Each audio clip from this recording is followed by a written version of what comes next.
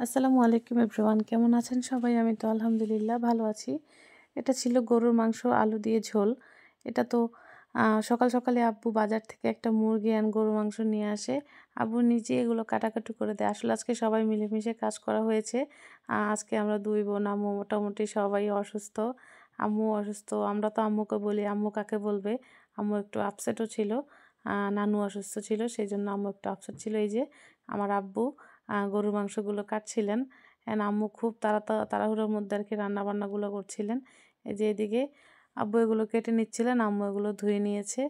আর আমরা সবসময় আসলে প্রায় একই প্রসেসে গরুর মাংসটা রান্না করে থাকি। এখানে কিন্তু কিছু কলিজাও ছিল। ০.৫ কেজির মতো কলিজা ছিল আর ১ কেজি ছিল গরুর মাংস, হাড়সহ আরকি। তো ওই যে অন্যদিকে আ কলিজাগুলো সেদ্ধ বসিয়ে দিয়েছে। সেদ্ধ বলতে এখানে তাড়াহুড়া ছিল তো এজন্য শুধুমাত্র পানি দিয়ে বসিয়েছে। আপনারা চাইলে একটু হলুদ আর লবণ দিতে পারেন। আর এই যে গরুর মাংসগুলো এখানে হচ্ছে রসুন, আদা, রসুন, হলুদ, লবণ, আ গ গুঁড়া মরিচ, এছাড়া হচ্ছে গরম মসলা, ধনিয়া, জিরা সবকিছু একসাথে দিয়ে মেখে নিবে। তো এখানে দেখতে পেয়েছেন এই যে এটা কিন্তু সরিষার তেল ছিল। আর রসুনটা কিন্তু আপনারা হয়তো বলবেন যে খোসাটা ভালো করে পেস্ট হয়নি, প্রবলেম নেই। তাড়াহুড়োর মধ্যে করেছে, এভাবেই একবার বেটে নিয়েছে আরকি।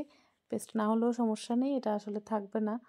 তো এই যে এটাকে ভালোমতো কষিয়ে নিচ্ছে। কিছুক্ষণ কষানোর পরে এটা প্রায় 60% হয়ে এলে এখানে পানি এড করা হবে, যেহেতু এটা ঝোল থাকবে আর সাথে আলু দেওয়া হবে। আসলে আমার মেয়ের তো আলু ছাড়া একদমই চলে না। আর এই যে সেদ্ধ করে রাখা কলিজাগুলো সেগুলো এটার সাথে দিয়ে দেওয়া হয়েছে।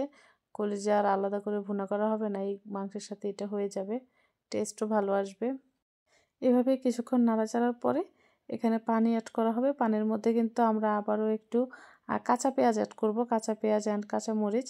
আমাদের কাছে মনে হয় আরকি, আসলে অনেকে এটা করে থাকেন, আপনারাও চাইলে ট্রাই করে দেখতে পারেন। কাঁচা পেঁয়াজটা দিলে একটু ঝোলটাও ঘন হয়, টেস্টটাও কিন্তু ভালো আসে। আপনারা কে কীভাবে গরুর মাংসটা ঝোল করে খান অবশ্যই কিন্তু কমেন্টে জানাবেন। অ্যান্ড আমার এই প্রসেসে যদি আপনারা ট্রাই করে থাকেন তাহলেও জানাবেন। অ্যান্ড আপনাদের কেমন লেগেছে সেটা জানাবেন। এই যে দেখুন কাঁচা পেঁয়াজগুলো অ্যাড করা হচ্ছে।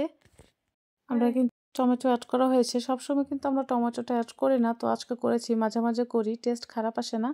আর এই প্রসেসে কিন্তু আপনারা খাসির মাংস রান্না করতে পারেন, যেকোনো মাটন রান্না করতে পারেন। সেক্ষেত্রে একটু লেবুর রস দিবেন অ্যান্ড মশলাটা আরেকটু বাড়িয়ে একটু অ্যাডজাস্ট করে নিবেন। আশা করি ভালো লাগবে আর কোনো গন্ধও আসবে না। এই যে ঝোলটা কিন্তু বেশি থিকও হয়নি আবার বেশি পাতলাও হয়নি। আলহামদুলিল্লাহ খেতে অনেক ভালো হয়েছিল।